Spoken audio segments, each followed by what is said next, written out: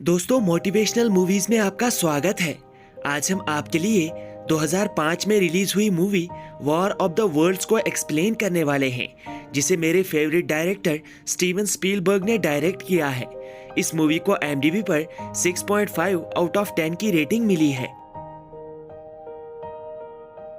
Movie की शुरुआत में हमें मॉर्गन फ्रीमैन की भारी आवाज में बताया जाता है कि ये धरती किसी की जागीर नहीं है, लेकिन हम इंसान ये सब पता होने के बाद भी इसकी कद्र नहीं करते हैं। हजारों सालों से इस धरती पर बहुत दूर रहने वाले लोग नजर रखे हुए थे। वो हमसे बहुत ज्यादा इंटेलिजेंट और बहुत पावरफुल है। इसलिए ऊपर वाले ने इंसान को सबक सिखाने के लिए उन लोगों को धरती पर भेजा। और यहाँ सीन एक डॉग की तरफ शिफ्ट होता है, जहाँ पर हम एक क्रेन ऑपरेटर रे को देखते हैं। रे का उसकी बीवी के साथ डिवोर्स हो चुका है और उसके बच्चे भी उसकी बीवी के साथ ही रहते हैं। रे की वाइफ को आज अपने माता पिता से मिलने बॉस्टन जाना था, इसलिए वो अपने बच्चों को रे के पास ड्रॉप करती है।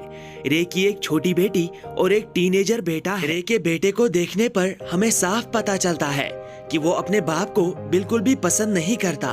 उन दोनों के बीच नहीं बनती, लेकिन रे की बेटी रे से बहुत प्यार करती है। हालांकि रे अपने बेटे के साथ अपने रिश्ते अच्छे करने की बहुत कोशिश करता है, लेकिन उसका बेटा उसकी तरफ बिल्कुल ध्यान नहीं देता और कभी कभी रे को इस बात से बहुत गुस्सा आता है। रे के बेटे का नाम रॉबी है और उसकी बेटी का नाम रेचल है। घर के अंदर आने के बाद रेचल रे को बताती है कि रॉबी रे की कार लेकर कहीं घूमने गया है, इसलिए रे रॉबी को ढूंढने के लिए बाहर आता है।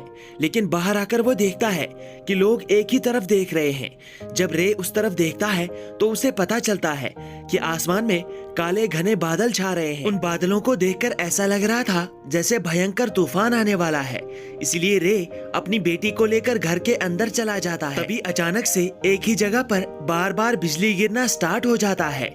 रे ये सब देखकर डर जाता है। उन बिजलियों की वजह से सारे इलेक्ट्रिकल डिवाइसेस कुछ देर के लिए काम करना बंद कर देते हैं। सभी गाड़ियां बंद पड़ जाती हैं। कुछ देर बाद रे का बेटा रॉबी वापस आ जाता है। रे रॉबी को अपनी बहन रेचल के पास अंदर जाने के लिए कहता है और खुद चेक करने के लिए चला जाता है। सभी लोग एक दिशा की तरफ बढ़ रहे थे। रे एक जगह पर पहुंच जाता है और वो देखता है कि एक ही जगह पर बार बार बिजली गिरने की वजह से जमीन में गड्ढा हो चुका है। सभी लोग उस जगह के आसपास खड़े हो जाते हैं कि तभी जमीन टूटना शुरू हो जाती है और जमीन के अंदर से एक बहुत बड़ी मशीन निकलती है। ये मशीन बहुत बड़ी होती है।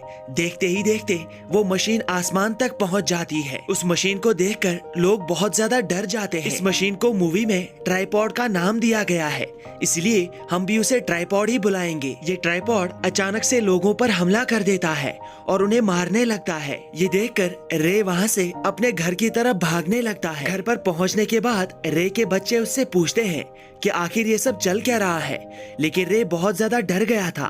वो अपने बच्चों को कुछ भी नहीं बता पाता। वो अपने घर से सारा जरूरी सामान इकट्ठा करता है और अपने बच्चों को लेकर वहाँ से निकल जाता है। तब तक रे के फ्रेंड ने अपनी गाड़ी को ठीक कर लिया था, इसलिए रे अपने दोस्त की गाड़ी लेकर वहाँ से भाग जाता है। रे अपने बच्चों को लेकर बॉस्टन की तरफ निकल जाता है ताकि वो अपने बच्चों को उनकी माँ के पास पहुँचा सके। लेकिन रास्ते में रे देखता है कि सभी गाड़ियां बंद पड़ चुकी हैं।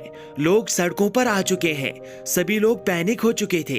कुछ देर बाद रे बॉस्टन पहुंच जाता है, लेकिन उसकी वाइफ के पेरेंट्स के घर में उसे कोई नहीं मिलता। रे को अपने बच्चों की फिक्र होने लगती है, इसलिए वो अपने बच्चों को लेकर घर के अंडरग्राउंड फ्लोर में चला जाता है। लेकिन कुछ देर बाद वहाँ पर भी बिजलियाँ एक ही जगह पर बार बार गिरती है। रे और उसके बच्चे ये सब कुछ अपनी आंखों से देख रहे थे। कुछ देर बाद वहाँ पर ब्लास्ट होता है। रे जब बाहर चेक करता है तो वो देखता है कि वो घर पूरी तरह से तबाह हो चुका है। रे घर से बाहर आता है, तभी उसे पता चलता है कि उस घर के बाहर एक बोइंग जहाज क्रैश हो चुका है। रे को उस बोइंग जहाज के पास कुछ लोग दिखते हैं। वो उनके पास चला जाता है। वो लोग उस जहाज में खाना ढूंढ रहे थे। रे उनसे बात करता है और उसे पता चलता है कि वो लोग एक न्यूज टीम है। उस टीम में एक लड़की होती है जो रे को बताती है कि इन ट्राइपॉड्स ने बहुत सारे शहरों पर अटैक किया है। इन ट्राइपॉड्स को हजारों साल पहले धरती के अंदर दफनाया गया है और आज इन थंडर्स की मदद से इन ट्राइपॉड्स के ड्राइवर्स को इन तक पहुंचाया गया है। इसलिए बिजली बार बार एक ही जगह पर गिर रही थी।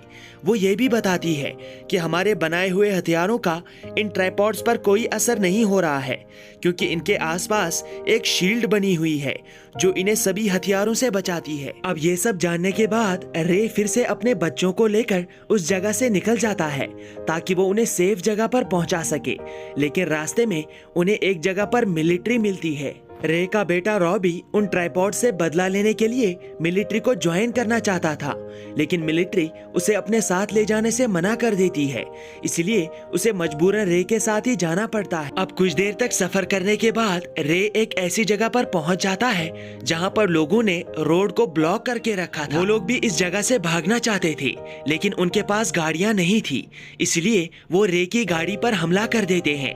वो रे को गाड़ी से बाहर निकाल लेते हैं। अपने बच्चों की जान बचाने के लिए रे अपनी गाड़ी को वहीं पर छोड़ देता है और वहाँ के लोग उसकी गाड़ी को लेकर वहाँ से भाग जाते हैं। अब रे अपने बच्चों को लेकर बाकी लोगों के साथ आगे बढ़ता है और वो लोग एक फेरी के पास पहुँच जाते हैं। ये फेरी लोगों को नदी के दूसरे किनारे पर ड्रॉप कर रही थी ताकि वो लोग अपनी जान बचा सके, लेकिन तभी वहाँ पर वो ट्राइपॉड्स आ जाते हैं और वो इन लोगों को चारों तरफ से घेर लेते हैं।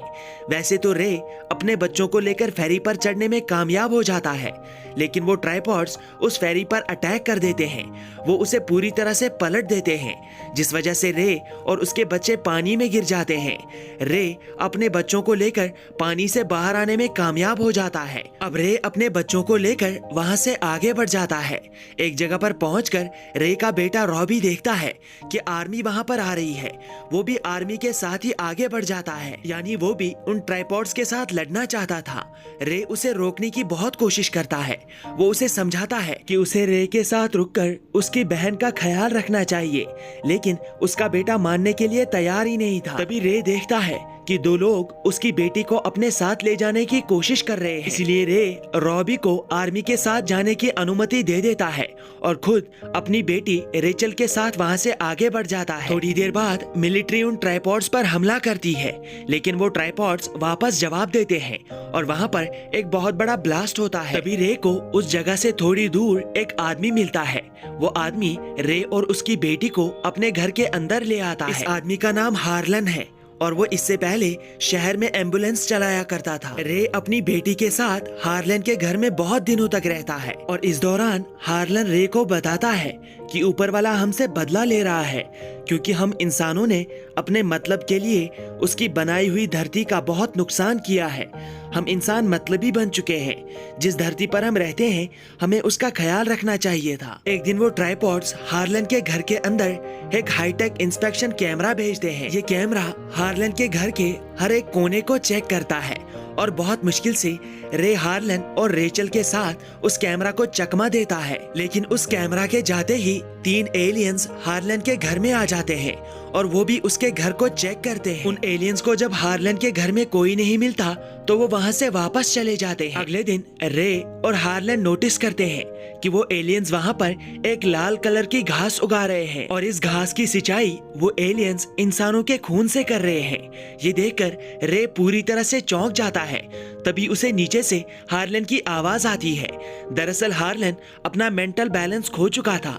वो बहुत जोर जोर से चिल्ला रहा था कि मैं उन एलियन से बदला लूंगा। अपनी और रेचल की जान बचाने के लिए रे रेचल की आंखों पर पट्टी बांधता है और हार्लन को मार देता है। उसे मारने के बाद रे उस घर की सीढ़ी पर बैठ जाता है, लेकिन तभी वो हाईटेक इंस्पेक्शन कैमरा फिर से हार्लन के घर के अंदर आ जाता है और वो रे और उसकी बेटी को देख लेता है। रेचल उस कैमरा को देखकर बहुत डर जाती है और वो घर से बाहर भाग जाती है और वहीं रे एक कुल्हाड़ी की मदद से उस कैमरा पर अटैक कर देता है। लेकिन कैमरा के जाने के बाद रे अपनी बेटी रेचल को ढूंढने के लिए घर से बाहर आता है, लेकिन बाहर आकर वो देखता है कि उन एलियंस ने लाल घास से पूरी जगह को कवर कर लिया है और तभी वहाँ पर वो ट्राइपॉड भी पहुँच जाता है। वो ट्राइपॉड रे की बेटी रेचल को अपने अंदर खींच लेता है। ये देखकर रे उस ट्राइपॉड को अपनी तरफ आकर्षित करता है। रे को वहाँ पर कुछ ग्रेनेड्स मिल जाते हैं। रे उस ट्राइपॉड की तरफ ग्रेनेड्स फेंकता है, लेकिन तभी उसे पता चलता है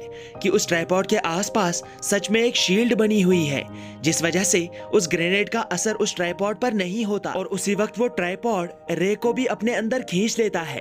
अंदर जाने पर पर रे को पता चलता है कि उस ट्राइपॉड के अंदर ऑलरेडी बहुत सारे लोग कैद हो चुके हैं और इन लोगों में रे को अपनी बेटी रेचल भी मिल जाती है। कुछ देर बाद वो ट्राइपॉड रे को मारने के लिए अपने अंदर एक चैम्बर में खींचने लगता है, लेकिन उस चैम्बर में पहुंचने से पहले रे अपने हाथ में सभी ग्रेनेड्स उठा लेता है। लेकिन यहाँ पर उस ट्राइपॉड के अंदर मौजूद लोग रे की बाजू पकड़ लेते हैं और उसे बाहर की तरफ खींच लेते हैं।